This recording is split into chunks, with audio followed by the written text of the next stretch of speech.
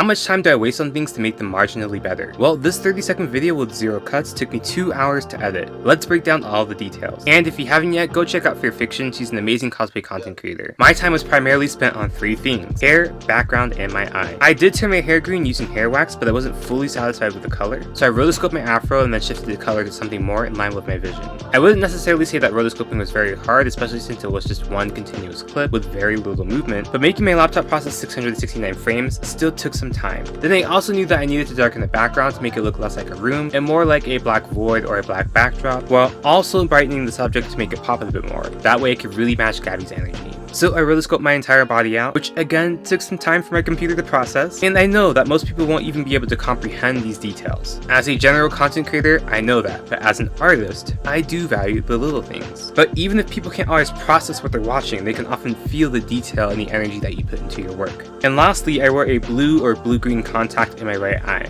This was to represent the scene where Spike shows that he has 2 different eyes. And the easiest thing is to have a really brightly colored contact and then shift the color in post, rather than trying to make my dark brown eyes look light brown. So I keyframed a mask using a pen tool to turn my eye to a reddish brown, and this is probably the hardest and the most useless decision of the entire video, because there's a lot of movement over a tiny area, which meant a bunch of keyframes. And it was also kind of pointless because at this point I knew almost nobody would catch that detail, and even if they notice that my eyeball looks a little different, it pretty much just looks like it's something from the lighting.